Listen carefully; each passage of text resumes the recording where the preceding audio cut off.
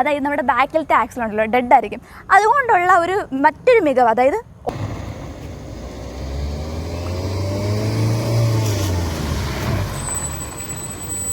Contract carriage ഓട്ടങ്ങൾ, അതുപോലെ തന്നെ നമ്മുടെ സ്കൂൾ ആവശ്യങ്ങൾക്കായിട്ടുള്ള സ്കൂൾ വാന്, ഇനിയിപ്പോൾ ഹോട്ടൽ ആവശ്യങ്ങൾക്കായിട്ടുള്ള ഓട്ടങ്ങൾ, ഇങ്ങനെയുള്ള ആവശ്യങ്ങൾക്കായിട്ട് വണ്ടി നോക്കുന്ന ആളുകൾക്ക് വേണമെങ്കിൽ ഒരു ഓപ്ഷനാണ് നമ്മുടെ ടാറ്റയുടെ വിങ്ങർ. അപ്പോൾ ഇന്ന് ഞാൻ ക്യൂനോൺ വിൽസിലൂടെ നിങ്ങളെ പരിചയപ്പെടുത്താൻ പോകുന്നത് ടാറ്റ വിങ്ങർ 13 സീറ്റ് ഈ മാക്സി വാനാണ്. അപ്പോൾ എന്തായാലും വീഡിയോ ഇട്ട് പോകാൻ. So welcome to new episode of ക്യൂനോൺ വീൽസ്. അപ്പോൾ ഔട്ട്ലുക്കിലോട്ട് നോക്കുകയാണെന്നുണ്ടെങ്കിൽ ശരിക്കും നമ്മുടെ ടാറ്റ വിങ്ങർ ടോട്ടലി മാറിയേക്കുവാണ്.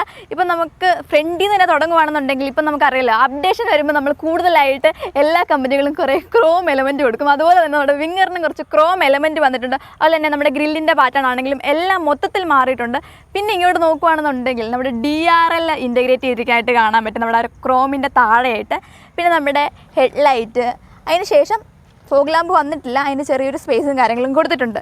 ഇത്രയാണ് നമുക്ക് ഫ്രണ്ടിൽ നിന്ന് ഓടിച്ചു വിട്ട ഒരു ഔട്ട്ലുക്ക് പറയാനുള്ളത്. സൈഡിലേക്ക് വരുമ്പോഴത്തേക്ക് നമുക്ക് ആദ്യം തന്നെ ടയറിൽ നിന്ന് പോകാം. ഇപ്പം നമുക്ക് 195 615-ൻ്റെയാണ് നമുക്ക് ടയർ വന്നിട്ടുള്ളത്.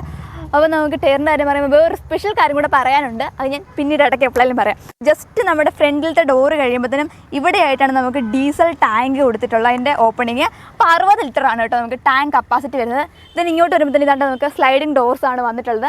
പിന്നെ ഇതുണ്ട്, ഇതിൻ്റെ ഹൈ റൂഫ് മോഡൽ വരുന്നുണ്ട്. അത് വരുമ്പോഴത്തേനും നമുക്ക് ഈ ഒരു സ്ലൈഡിങ് ഡോർ അതിൽ കാണത്തില്ല, നമ്മൾ ഫ്രണ്ടിൽ കൂടെ കയറിയിട്ട് സീറ്റൊക്കെ മടക്കി അകത്ത് കയറേണ്ടി വരും.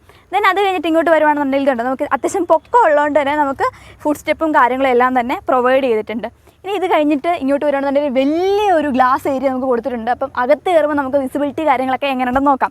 ദെൻ നമുക്ക് നേരെ പുറകിലേക്ക് വരാം. ബാക്കിലേക്ക് വരുവാണെന്നുണ്ടെങ്കിൽ നമുക്കിതാണ്ട് നമ്മുടെ ടാറ്റയുടെയും അതുപോലെ തന്നെ വിങ്ങറിൻ്റെയും ബാഡ്ജിങ്ങൾ 2 സൈഡിലായിട്ട് കൊടുത്തിട്ടുണ്ട്. അതിന് ഇതുണ്ടോ, ഡോർസ് ഇങ്ങനെ 2 സൈഡിലേക്കും തുറക്കുന്ന പോലെയാണ് നമുക്ക് കൊടുത്തിട്ടുള്ളത്. അപ്പോൾ നമുക്ക് ഡോർ തുറന്നാലത്തെ ഇവിടെ ആയിട്ടാണ് നമുക്ക് നമ്മുടെ സ്റ്റെപ്പിന് ടയറും കാര്യങ്ങളും വരുന്നത്. അപ്പോൾ ഓക്കെ, അപ്പോൾ നമുക്ക് അടുത്ത സൈഡിലേക്ക് പോകാം. അപ്പോൾ ഞാൻ നമ്മുടെ വിങ്ങറിൻ്റെ റൈറ്റ് സൈഡിലായിട്ടാണ് നിൽക്കുന്നത്. അപ്പോൾ ബാക്ക് സൈഡിൽ നിൽക്കുന്നുണ്ട് ഞാൻ നമ്മുടെ റിയർ സസ്പെൻഷൻ നിങ്ങൾക്കൊന്ന് കാണിച്ചു തരാം. ഇപ്പം നോക്കിയാൽ നിങ്ങൾക്ക് കാണാൻ പറ്റും, പാരാബോളിക് ലീഫാണ് നമുക്ക് ബാക്ക് സസ്പെൻഷൻ വന്നിട്ടുള്ളത്.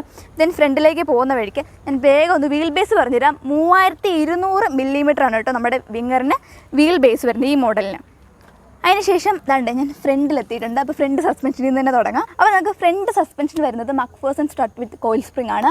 അപ്പോൾ നമുക്ക് അറിയാമായിരിക്കുമല്ലോ, ഫ്രണ്ടിൽ അത്യാവശ്യം നല്ല സസ്പെൻഷൻ ഉള്ളതുകൊണ്ട് തന്നെ നമുക്ക് റൈഡൊക്കെ കംഫർട്ടബിൾ ആയിരിക്കും. ഈ ഒരു സസ്പെൻഷൻ്റെ കൂടെ തന്നെ നമ്മുടെ റൈഡിനെ ഒന്നും കൂടെ കംഫർട്ടബിൾ ആക്കുന്ന ഒരു സംഭവം എന്താണെന്ന് വെച്ചാൽ, നമ്മുടെ ഈ വാഹനം ഒരു ഫ്രണ്ട് വീൽ ഡ്രൈവ് വാഹനമാണ്. അതായത് നമ്മുടെ ബാക്കിലത്തെ ആക്സിൽ ഉണ്ടല്ലോ ഡെഡ് ആയിരിക്കും. അതുകൊണ്ടുള്ള ഒരു മറ്റൊരു മികവ്, അതായത് ഓൾറെഡി നമുക്ക് ഈ ഒരു റൈഡ് കംഫർട്ടബിളായി കിട്ടും, അതുപോലെ തന്നെ നമുക്ക് ബാക്ക് വീൽ സ്പിന്നിങ്ങോ കാര്യങ്ങളോ ഒന്നും ഉണ്ടാകത്തില്ല എന്നുള്ളതാണ്. അപ്പം അടുത്തതായിട്ട് ഞാൻ എന്തായാലും ഉള്ളിൽ കയറിയിട്ട് ലാസ്റ്റായിട്ട് നിങ്ങൾക്ക് എൻജിൻ വേയും കാര്യങ്ങളൊക്കെ കാണിച്ചു തരാം. അപ്പോൾ നമ്മൾ വിങ്ങറിൻ്റെ ഇതാണ്ട് ഇൻറ്റീരിയറിലോട്ട് വരുമ്പോഴത്തേനും എന്തൊക്കെയാണെന്ന് ചോദിച്ചാൽ, ഒരു ബ്ലാക്ക് ആൻഡ് അതുപോലെ ഒരു ബേജ് എന്ന് പറയാൻ പറ്റത്തില്ല, ഓൾമോസ്റ്റ് ആ ഒരു കളറിലാണ് നമുക്ക് കോമ്പിനേഷൻ വന്നിട്ടുള്ളത്. ഇനി ഓടിച്ചു വിട്ട് നമുക്ക് നമ്മുടെ ക്ലസ്റ്ററും ഡാഷ് ഏരിയയും എല്ലാം ഒന്ന് പെട്ടെന്ന് പരിചയപ്പെടാം അല്ലേ. അപ്പോൾ നമുക്ക് ആദ്യം തന്നെ ഡാഷ് ഏരിയയിലോട്ട് നോക്കാം. അപ്പോൾ ഡാഷ് ഏരിയയിലോട്ട് നോക്കുമ്പോഴത്തേനും സെൻറ്ററിലായിട്ട് തന്നെ നമുക്ക് കുറച്ച് സ്വിച്ചസും കാര്യങ്ങളുണ്ട്. അതായത് നമ്മുടെ ഫാൻ കൺട്രോൾ, ഹസാർഡ്, ബാറ്ററിയുടെ കട്ട് ഓഫ് സ്വിച്ചും അങ്ങനെയുള്ള, അതുപോലെ തന്നെ USB പോർട്ടുകളെല്ലാം നമുക്ക് കാണാൻ പറ്റും. അതിൻ്റെ താഴെയായിട്ട് നമുക്ക് AC വെൻറ്റുകൾ കാണാൻ പറ്റും. അപ്പോൾ നമുക്ക് വിങ്ങറിൻ്റെ എല്ലാ വണ്ടികളിലും നമുക്ക് ACയും നോൺ AC ഓപ്ഷൻസ് അവൈലബിൾ ആണ് കേട്ടോ. അതായത് ഞാൻ ഇപ്പോൾ ഇരിക്കുന്ന വണ്ടി എന്ന് വെച്ചാൽ ഒരു 13 സീറ്റാണ്. നമുക്ക് 9 സീറ്റും 12 സീറ്റും 15 സീറ്റും എല്ലാം വരുന്നുണ്ട്. ഓക്കെ, ദെൻ നമുക്ക് ഡാഷ് ഏരിയയിലോട്ട് നോക്കിയാൽ ഗ്ലോ ബോക്സ് വരുന്നില്ല, പകരം നമുക്ക് ചെറിയ സ്റ്റോറേജ് സ്പേസും കാര്യങ്ങളൊക്കെ കൊടുത്തിട്ടുണ്ട്. അതിനുശേഷം നമുക്ക് നേരെ തന്നെ നമ്മുടെ ക്ലസ്റ്ററിലേക്ക് നോക്കാം എന്തൊക്കെയുണ്ടെന്ന്. അപ്പം ക്ലസ്റ്ററിൽ എല്ലാത്തവണത്തെയും പോലെ തന്നെ ഏറ്റവും സെൻറ്ററിലായിട്ട് നമുക്കൊരു ഡിജിറ്റൽ ഡിസ്പ്ലേ വരുന്നുണ്ട്. അതിലായിട്ടാണ് നമുക്ക് നമ്മുടെ ടെമ്പറേച്ചർ, അതുപോലെ തന്നെ നമ്മുടെ ഫ്യൂവൽ ഗേജും കാര്യങ്ങളും, പിന്നെ ചെറിയൊരു ക്ലോക്കും സംഭവങ്ങളും എല്ലാം. പിന്നെ നമുക്ക് RPM മീറ്റർ, അതുപോലെ തന്നെ നമുക്ക് സ്പീഡോമീറ്റർ, ദെൻ ഏറ്റവും ടോപ്പിലും സൈഡ്സിലുമായിട്ട് നമുക്ക് ടെൽ വാർണിംഗ് സിമ്പിൾസും കാര്യങ്ങളെല്ലാം കാണാൻ പറ്റും. പിന്നെ നമുക്ക് അസ്യൂഷ്വൽ ആയിട്ടുള്ള നമ്മുടെ കോമ്പിനേഷൻ സ്വിച്ച് പ്രത്യേകിച്ച് ഒന്നും പറയണ്ട. പിന്നെ നമ്മുടെ അത്യാവശ്യം സ്റ്റാൻഡേർഡ് ആയിട്ടുള്ള ഒരു സ്റ്റിയറിംഗ് വീലും കാര്യങ്ങളും എല്ലാം തന്നെ കൊടുത്തിട്ടുണ്ട്.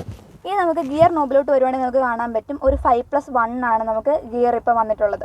അവിടുന്ന് നേരെ നമുക്ക് സിറ്റിങ്ങിൻ്റെ കാര്യത്തിലോട്ട് വരുവാണെന്നുണ്ടെങ്കിൽ ശരിക്കും എന്താണ് അത്യാവശ്യം ഞാൻ എല്ലാ തവണ പറഞ്ഞത് തന്നെ അത്യാവശ്യം ഡീസൻ്റ് ആയ കംഫർട്ടബിൾ ആയിട്ടുള്ള സിറ്റിങ്ങും കാര്യങ്ങളും വന്നിട്ടുണ്ട്. ദെൻ നേരെ നമുക്ക് ടോപ്പിലോട്ട് പോവാം. ടോപ്പിൽ ചെറിയൊരു റൂഫ് ലാമ്പും കാര്യങ്ങളെല്ലാം തന്നെ കൊടുത്തേക്കുന്നതായിട്ട് കാണാൻ പറ്റും. പിന്നെ പ്രത്യേകിച്ച് വലിയ തരത്തിൽ എടുത്തു വരേണ്ട കാര്യങ്ങളൊന്നുമില്ല. അതുകൊണ്ട് തന്നെ നമുക്ക് നേരെ സെക്കൻഡ് റോയിലോട്ട് പോകാം. സെക്കൻഡ് റോയിലോട്ട് വരുവാണെന്നുണ്ടെങ്കിൽ അത്യാവശ്യം നല്ല ഹെഡ് റൂമും ലെഗ് റൂമും കാര്യങ്ങളും എല്ലാം ഉണ്ട്. പക്ഷെ നമുക്ക് ഇങ്ങനെ ഇത്രയും സ്റ്റഡി ആയിട്ട് ഇങ്ങനെ ഇരിക്കുന്നതുകൊണ്ട് ചെറിയൊരു ബുദ്ധിമുട്ട് വേണമെങ്കിൽ ലോങ് ഒക്കെ പോകുമ്പോൾ നമുക്ക് അനുഭവപ്പെടാം. അപ്പോൾ അങ്ങനെയുള്ളവർക്കൊരു ഓപ്ഷൻ എന്ന് പറഞ്ഞാൽ 9 സീറ്റർ വണ്ടി പുഷ് ബാക്കാണ് എല്ലാ സീറ്റുകളും. സോ നിങ്ങൾക്ക് അതായിരിക്കും ഒരു ബെറ്റർ ഓപ്ഷൻ എന്ന് പറയുന്നത്. അപ്പോൾ ലോങ് ഒക്കെ പോകണമെന്നുണ്ടെങ്കിൽ സുഖമായിട്ടിരിക്കാമല്ലോ. ദെൻ നമുക്ക് ബാക്കിലോട്ട് നോക്കുകയാണെന്നുണ്ടെങ്കിൽ നിങ്ങൾക്ക് ബാക്കി സീറ്റും കാര്യങ്ങളും കാണാം. ഇനി അങ്ങോട്ടുള്ള എൻട്രി ഒന്ന് നോക്കാം. അതിന് മുന്നേയിട്ട് ഒരു കാര്യം കൊണ്ട്, അതായത് നമ്മുടെ സെക്കൻഡ് റോയുടെ മുകളിലായിട്ടാണ് നമുക്ക് ഇവിടെയുള്ള AC വെൻറ്റുകളും കാര്യങ്ങളും കാണാം. അതിൻ്റെ നമുക്ക് ഫാൻ അഡ്ജസ്റ്റ്മെൻറ്റിനായിട്ട് ഇവിടെ ഒരു ഇത് പ്രൊവിഷൻ കൊടുത്തിട്ടുണ്ടെന്നുള്ളതാണ്. ദെൻ നമുക്ക് അടുത്ത റോയിലോട്ട് പോകാം. നമുക്ക് അടുത്ത റോയിലോട്ട് പോകണമെന്നുണ്ടെങ്കിൽ ജസ്റ്റ് ഈ സീറ്റ് ഇങ്ങനെ മറിക്കുക. അതിന് ശേഷം നമുക്ക് എൻട്രി ചെയ്യാനായിട്ട് പറ്റും. അത്യാവശ്യം കുഴപ്പമില്ല, അത് ഡീസൻ്റ് ആയിട്ടുള്ള ഒരു സ്പേസ് ഉണ്ട് കേട്ടോ കയറിപ്പോകാനായിട്ട്. വലിയ അധികം ഇങ്ങനെ തിക്കിയൊന്നും കയറിപ്പോകേണ്ട ആവശ്യമൊന്നുമില്ല എന്നുള്ളതാണ്. അപ്പം എന്നെപ്പോലെ ഒരാൾക്ക് ഇതിനകത്ത് ഈസിയായിട്ട് നിൽക്കുക വരെ ചെയ്യുക എന്നുള്ളതാണ് വേറൊരു കാര്യം. ഓക്കെ, ഇനി അടുത്തായിട്ട് നമുക്ക് മെയിൻ ഹൈലൈറ്റ്, നമുക്ക് എൻജിൻ ബേ തുറന്നിട്ട് എൻജിനെ പരിചയപ്പെടാം. അപ്പോൾ ഇതാണ്ട് നിങ്ങളിപ്പോൾ കണ്ടുകൊണ്ടിരിക്കുന്നതാണ് നമ്മുടെ ടാറ്റ വിങ്ങറിൻ്റെ എൻജിന്. അപ്പോൾ ഏതാണ് ഈ എൻജിൻ ഉൽപ്പാദിപ്പിക്കുന്ന കരുത്തും കാര്യങ്ങളും എത്രയാണെന്ന് ചോദിച്ചാൽ, ആദ്യം ഈ എൻജിൻ എന്ന് പറഞ്ഞാൽ ഒരു 2.2 ലിറ്റർ എൻജിനാണ്. ഇനി ഇതിൻ്റെ ബാക്കി സ്പെക്കും കാര്യങ്ങളും നോക്കുകയാണെന്നുണ്ടെങ്കിൽ ഒരു 3750 RPM നമുക്ക് ഏകദേശം ഒരു 73.5 കിലോവാട്ട് അഥവാ ഒരു 100 HP പവർ കിട്ടും.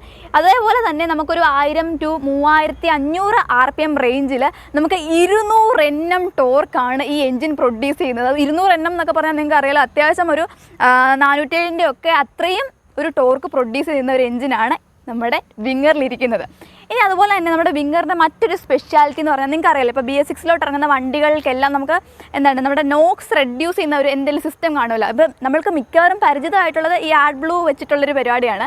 അപ്പം ഞാൻ യോധയൊക്കെ ചെയ്തപ്പോൾ പറഞ്ഞായിരുന്നു LNT ടെക്നോളജി അഥവാ ലീൻ നോക്സ് ട്രാപ്പ്. അപ്പോൾ ആ LNT ടെക്നോളജിയാണ് നമുക്ക് വിങ്ങറിലും ഉപയോഗിച്ചിട്ടുള്ളത്. അപ്പോൾ അതാണ് ഇതിൻ്റെ മറ്റൊരു സ്പെഷ്യാലിറ്റി. അടുത്തായിട്ട് ഈ ഒരു വാഹനത്തിൻ്റെ മൈലേജ് എന്ന് പറഞ്ഞാൽ കമ്പനി ക്ലെയിം ചെയ്യുന്നത് 15 കിലോമീറ്റർ മൈലേജാണ്. പിന്നെ ഞാൻ എല്ലാ തവണയും പറഞ്ഞ പോലെ നമ്മൾ ഓടിക്കുന്ന സിറ്റുവേഷനെ ഡിപ്പെൻഡ് ചെയ്തിരിക്കും. ഇനി അടുത്തായിട്ട് നമുക്ക് പ്രൈസ് EMI സൈഡ് നോക്കുകയാണെന്നുണ്ടെങ്കിൽ ഇപ്പോഴത്തെ സിറ്റുവേഷനിൽ നമുക്ക് എക്സ്ഷോറൂം പ്രൈസ് വരുന്ന ഒരു 16-33 റേഞ്ചിലാണ് നിൽക്കുന്നത്. ഇനി EMI ഓപ്ഷൻ അവൈലബിൾ ആണ്. അത് ഏകദേശം നിങ്ങളുടെ പ്രൊഫൈൽ നല്ലതൊക്കെ ആണെങ്കിൽ നിങ്ങൾക്ക് 85% വരെ നിങ്ങൾക്ക് എന്തായാലും EMI ഓപ്ഷൻ അവൈലബിൾ ആയിട്ടുള്ളതായിരിക്കും. അപ്പോൾ ഇത്രയൊക്കെയാണ് നമ്മുടെ ടാറ്റ വിങ്ങർ മാക്സി വാനിൻ്റെ വിശേഷങ്ങൾ. സോ എന്നത്തെ പോലെ തന്നെ വീഡിയോ ഇഷ്ടപ്പെട്ടെങ്കിൽ ലൈക്ക് ചെയ്യുക, ഷെയർ ചെയ്യുക. പിന്നെ എന്തെങ്കിലും നിർദ്ദേശങ്ങളോ വല്ലതും ഉണ്ടെങ്കിൽ കമൻറ്റ് ഒന്ന് ചെയ്താൽ മതി. പിന്നെ നിങ്ങൾക്ക് ഈ ഒരു വാഹനമായിട്ട് ബന്ധപ്പെട്ട് കൂടുതൽ എന്തെങ്കിലും ഡീറ്റെയിൽസ് അറിയണമെന്നുണ്ടെങ്കിൽ ഡിസ്ക്രിപ്ഷൻ ബോക്സിൽ ഇവരുടെ നമ്പർ നമ്മൾ ഇട്ടേക്കാം. അപ്പം നമ്മൾ ഇന്ന് ഈ വീഡിയോയ്ക്ക് വേണ്ടിയിട്ട് നമുക്ക് വാഹനം വിട്ട് നൽകിയിരിക്കുന്നത് നമ്മുടെ കോട്ടയത്തെ NCS ടാറ്റയാണ്. സോ അവരുടെ നമ്പറായിരിക്കും നമ്മൾ ഇടാൻ പോകുന്നത്. ഓക്കെ, നിങ്ങൾ ജസ്റ്റ് ഒന്ന് കോൺടാക്ട് ചെയ്താൽ മതി. സോ എന്നത്തെ പോലെ തന്നെ അടുത്തൊരു പുതിയ വീഡിയോ ആയിട്ട് വരുന്നവരെ ബൈ.